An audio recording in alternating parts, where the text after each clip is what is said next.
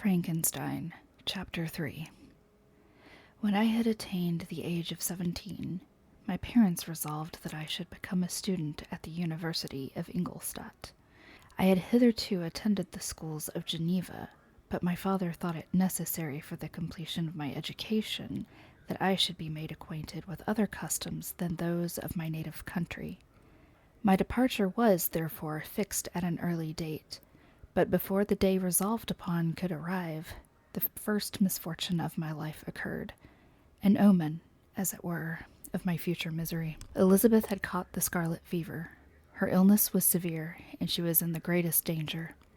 During her illness, many arguments had been urged to persuade my mother to refrain from attending upon her. She had at first yielded to our entreaties, but when she heard that the life of her favorite was menaced, she could no longer control her anxiety. She attended her sick bed. Her watchful attentions triumphed over the malignity of the distemper. Elizabeth was saved, but the consequences of this imprudence were fatal to her preserver. On the third day my mother sickened. Her fever was accompanied by the most alarming symptoms, and the looks of her medical attendants prognosticated the worst event. On her deathbed, the fortitude and benignity of this best of women did not desert her. She joined the hands of Elizabeth and myself.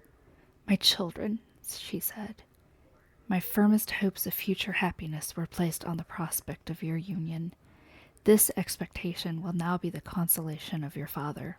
Elizabeth, my love, you must supply my place to my younger children. Alas, I regret that I am taken from you, and, happy and beloved as I have been, is it not hard to quit you all? But these are not thoughts befitting me. I will endeavor to resign myself cheerfully to death, and will indulge a hope of meeting you in another world." She died calmly, and her countenance expressed affection even in death. I need not describe the feelings of those whose dearest ties are rent by that most irreparable evil, the void that presents itself to the soul, and the despair that is exhibited on the countenance. It is so long before the mind can persuade itself that she whom we saw every day, and whose very existence appeared a part of our own, can have departed forever, that the brightness of a beloved eye can have been extinguished, and the sound of a voice so familiar and dear to the ear can be hushed, never more to be heard.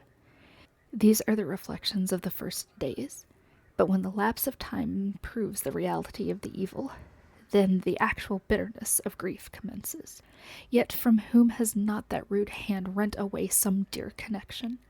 And why should I describe a sorrow which all have felt and must feel? The time at length arrives when grief is rather an indulgence than a necessity, and the smile that plays upon the lips, although it may be deemed a sacrilege, is not banished. My mother was dead, but we still had duties which we ought to perform. We must continue our course with the rest, and learn to think ourselves fortunate whilst one remains whom the spoiler has not seized. My departure for Ingolstadt, which had been deferred by these events, was now again determined upon. I obtained from my father a respite of some weeks. It appeared to me sacrilege so soon to leave the repose, akin to death, of the house of mourning, and to rush into the thick of life. I was new to sorrow, but it did not the less alarm me. I was unwilling to quit the sight of those that remained to me, and above all, I desired to see my sweet Elizabeth in some degree consoled. She indeed veiled her grief and strove to act the comforter to us all. She looked steadily on life and assumed its duties with courage and zeal. She devoted herself to those whom she had been taught to call her uncle and cousins. Never was she so enchanting as at this time, when she recalled the sunshine of her smiles and spent them upon us. She forgot even her own regret in her endeavors to make us forget. The day of my departure at length arrived. Clerval spent the last evening with us. He had endeavored to persuade his father to permit him to accompany me and to become my fellow student, but in vain. His father was a narrow-minded trader and saw idleness and ruin in the aspirations and ambition of his son. Henry deeply felt the misfortune of being debarred from a liberal education.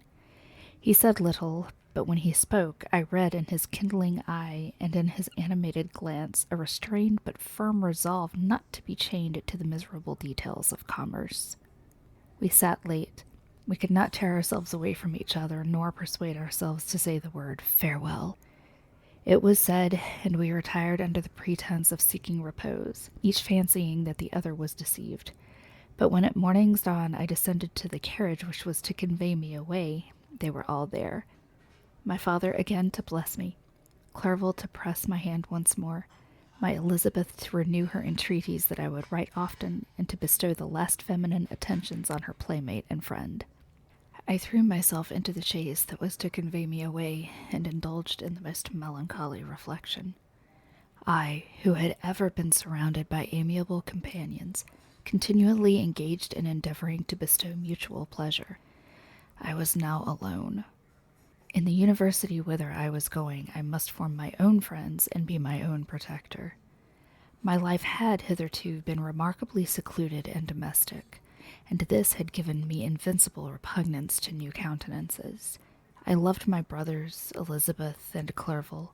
These were old familiar faces, but I believed myself totally unfitted for the company of strangers. Such were my reflections as I commenced my journey, but as I proceeded, my spirits and hopes rose.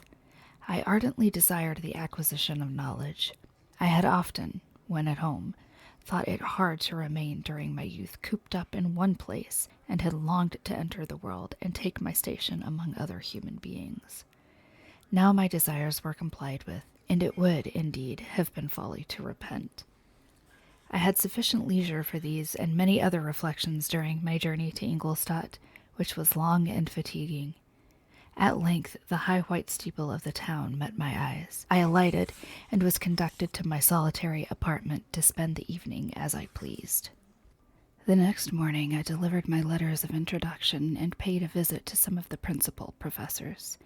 Chance, or rather the evil influence, the angel of destruction, which asserted omnipotent sway over me from the moment I turned my reluctant steps from my father's door, led me first to Monsieur Krempe, professor of natural philosophy. He was an uncouth man, but deeply imbued in the secrets of his science. He asked me several questions concerning my progress in the different branches of science appertaining to natural philosophy. I replied carelessly, and partly in contempt, mentioned the names of my alchemist as the principal authors I had studied. The professor stared. "Have you," he said, "really spent your time in studying such nonsense?" I replied in the affirmative. "Every minute," continued Monsieur Krempe with warmth, "every instant that you have wasted on those books is utterly and entirely lost. You have burdened your memory with exploded systems and useless names. Good God!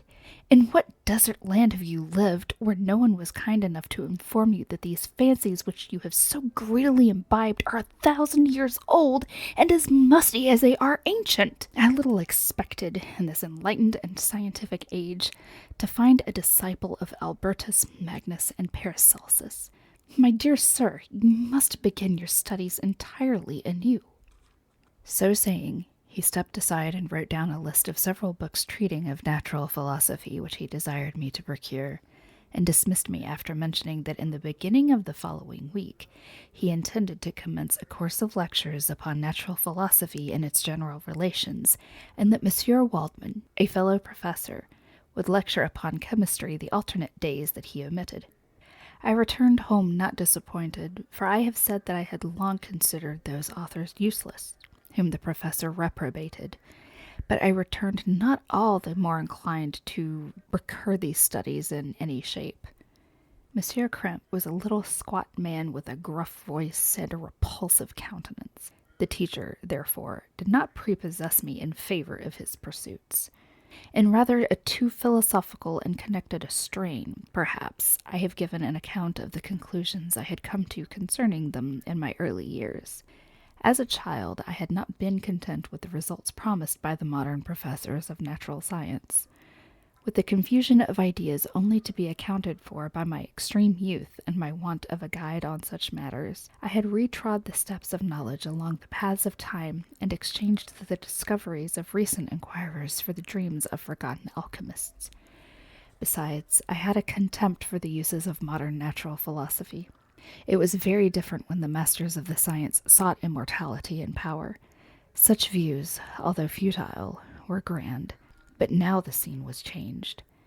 The ambition of the inquirer seemed to limit itself to the annihilation of those visions on which my interest in science was chiefly founded. I was required to exchange chimeras of boundless grandeur for realities of little worth. Such were my reflections during the first 2 or 3 days of my residence at Ingolstadt, which were chiefly spent in becoming acquainted with the localities and the principal residents in my new abode. But as the ensuing week commenced, I thought of the information which Monsieur Krempe had given me concerning the lectures, and although I could not consent to go and hear that little conceited fellow deliver sentences out of a pulpit, I recollected what he had said of Monsieur Waldman, whom I had never seen, as he has hitherto been out of town.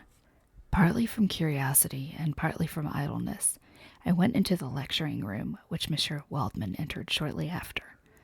This professor was very unlike his colleague. He appeared about 50 years of age, but with an aspect expressive of the greatest benevolence. A few gray hairs covered his temples, but those at the back of his head were nearly black.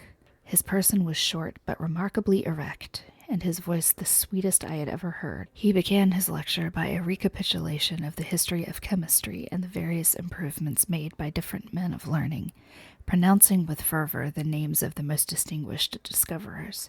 He then took a cursory view of the present state of the science and explained many of its elementary terms.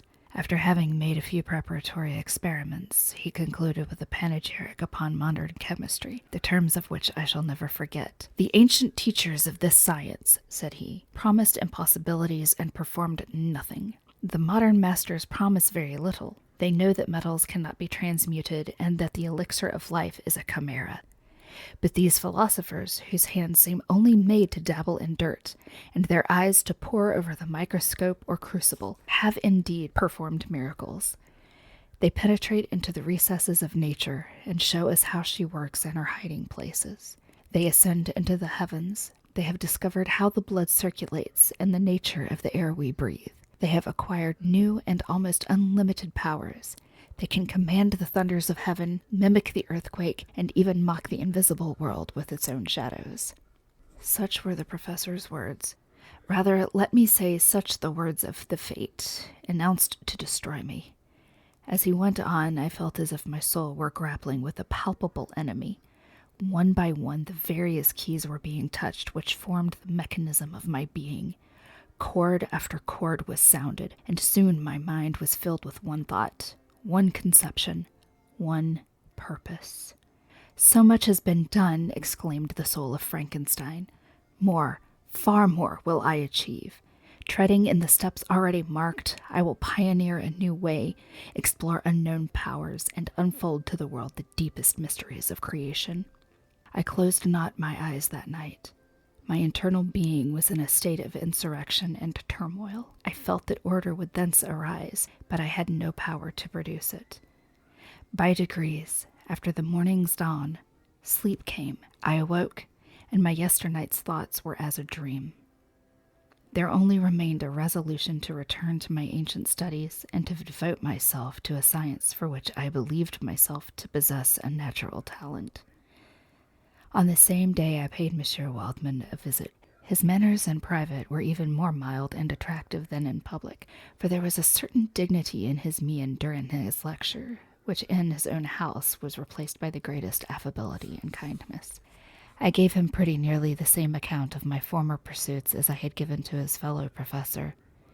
He heard with attention the little narration concerning my studies, and smiled at the names of Cornelius Agrippa and Paracelsus, but without the contempt that Monsieur Krempe had exhibited. He said that these were men to whose indefatigable zeal modern philosophers were indebted for most of the foundations of their knowledge. They had left to us, as an easier task, to give new names and arrange in connected classifications the facts which they, in great degree, had been the instruments of bringing to light.